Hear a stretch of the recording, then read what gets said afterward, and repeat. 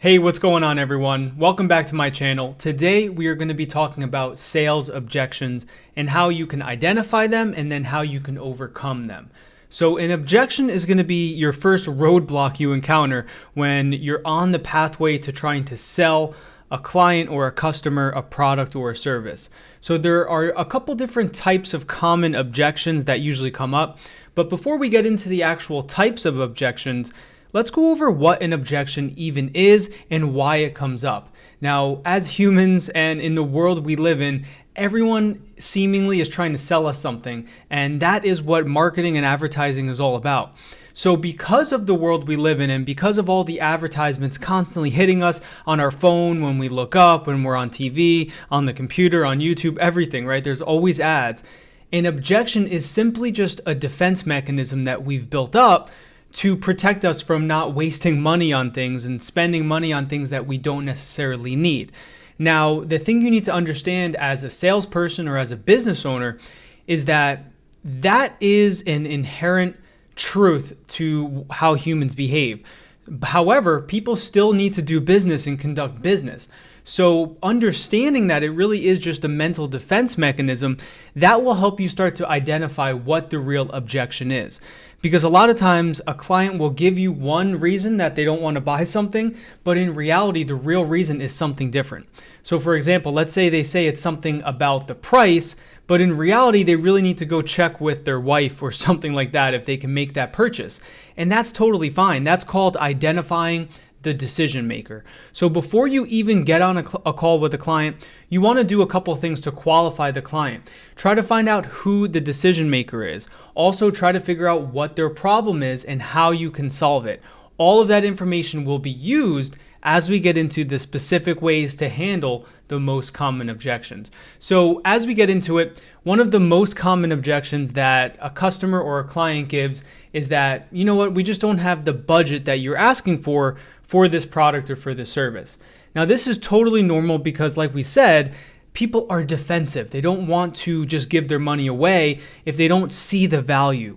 So that's how you have to handle this objection. You need to bring it back up and say, okay, well, I hear that you are concerned about the price of it, but then get into the value that you provide, your service provides, or the product that you're selling them is going to provide. And based on how much value that you can give them, that's how you can sell them on that product or on that service. Let them know that it does solve their problem.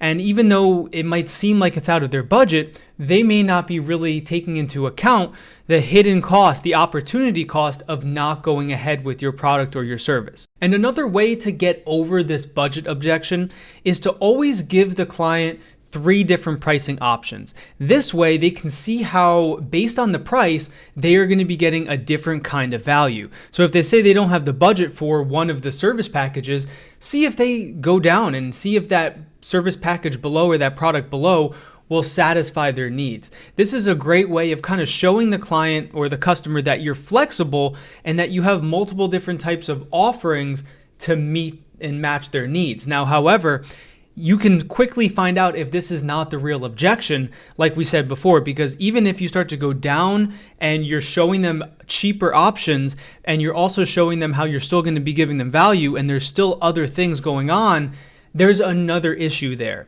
So that's what you really want to do during this objection process.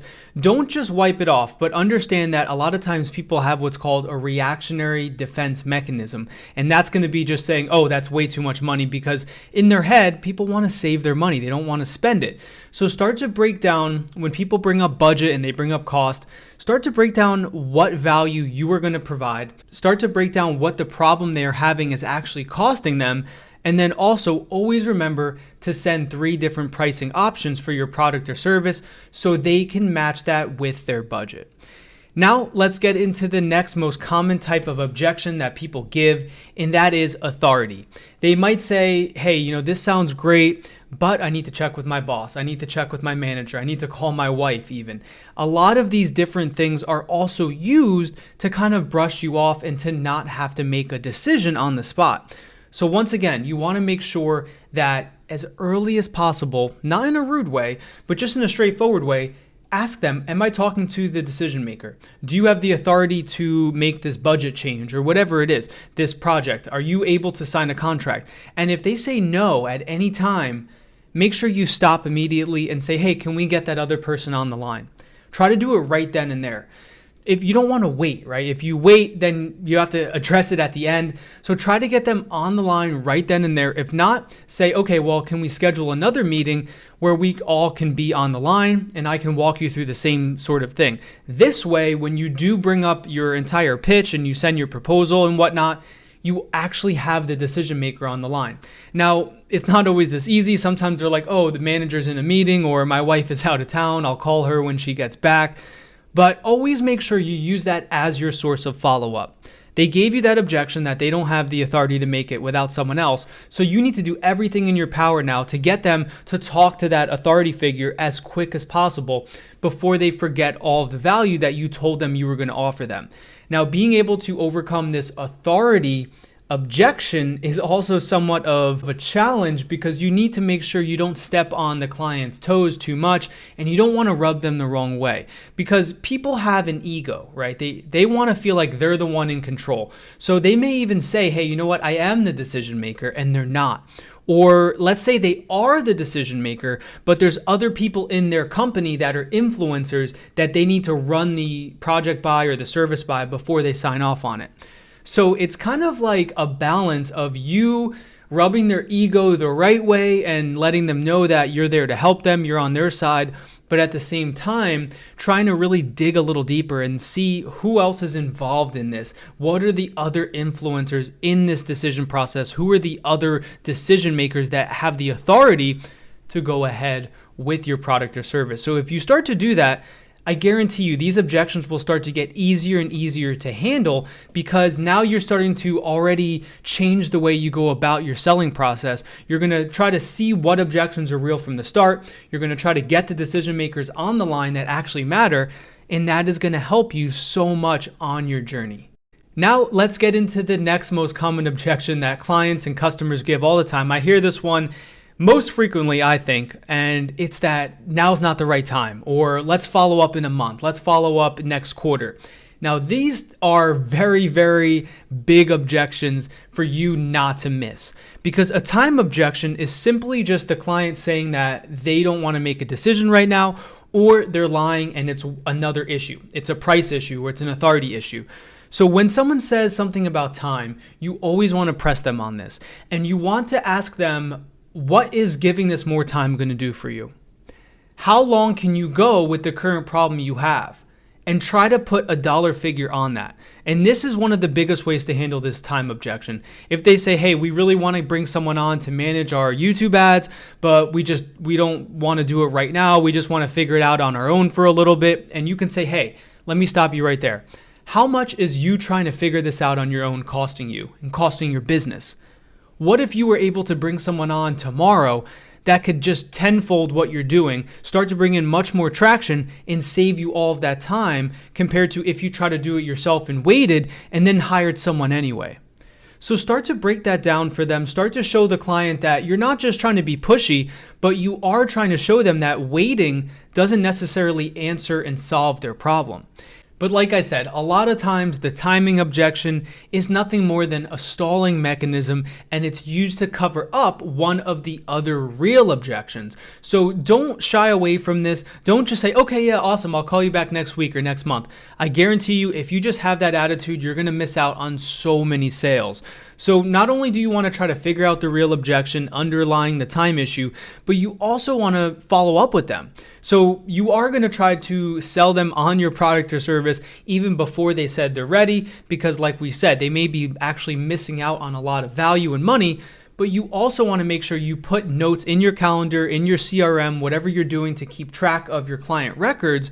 Make sure you're following back up with them. So if they do say next quarter, follow up with me, you need to have a plan in place to follow up with them leading up to that, and then when that actual time period comes across. And if you do this and you actually keep good records, sometimes you can get ahead of this objection just by showing them that you're really still there for them. You're not just trying to make the quick sale, but over the course of whatever it is, a couple weeks, a couple months, you're following up, you still want to earn their business, and that is going to take you to the next level when you go out there and you are handling objections. So now let's get into the final most common objection, and this is we might be working with someone else, or we may be going another direction, or we already have someone who is offering the services you provide. Now, this one can really shut people down. It can make you kind of feel like, oh, okay, well, I'm wasting my time. They already have someone who's doing what I'm doing, or they already have the product or service that I'm selling. But a lot of times you have to ask yourself, well, why are they even on the phone with you right now? Why are they on a business call with you? Well, that's probably because they have more of a need and more of a problem that needs to get solved that you can come in and do. Whether that is complementing what the other person's already doing, or whether that's doing something different.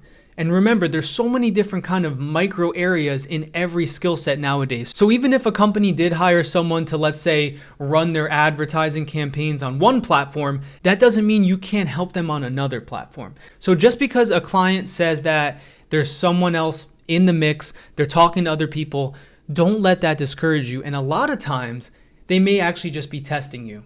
They may want to see how you handle competition, how you handle confrontation, and the way you do this is you be positive, you be optimistic. You never want to come at it like you're trying to take the other person out of the equation.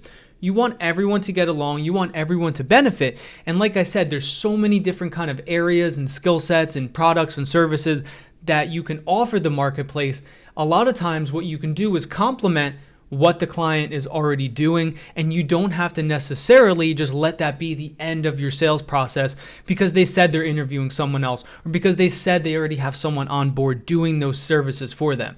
And at the end of the day, the way you really want to handle these objections is by being yourself, being honest, and focusing on the value that you can provide to clients. Because that is ultimately what is going to sell the client. That's what's going to make them trust you. That's what's going to make them want to work with you and give you a shot. So the more honest you can be and the more you can show them the value you are going to provide, the more they are going to be willing to overcome the objection, put down their defenses, and give you an opportunity by paying you money for your product or service. And that was your entire goal in the first place. But it doesn't stop there, because that's when you need to deliver amazing work so you can add that to your portfolio and then use that later down the line. So let me explain. Let's say a client initially had a budget objection in the beginning of the process.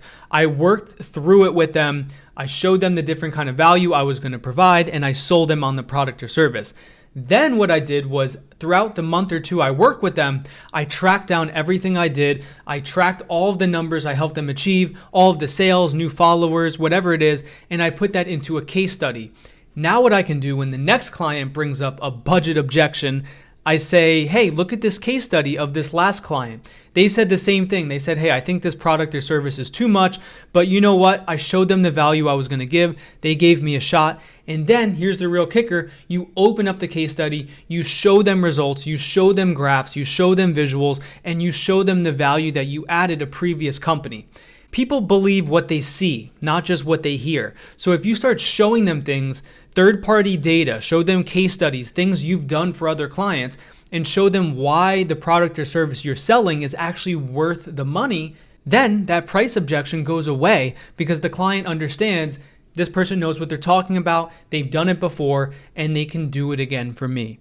So always remember throughout this whole journey, your sales journey, your business owner journey, wherever you're at, that you need to just stay true to yourself, focus on the value that you can provide, and focus on solving other people's problems, and that is how you can have the most success. So I hope that was helpful. Please subscribe to my channel. I produce a bunch of content about freelancing, entrepreneurship, lifestyle freedom, marketing, sales, and so much more. So if you want to hear more about that, please subscribe, hit the like button to spread this video to more people so everyone can get better at handling sales objections. Until the next one, have a great day.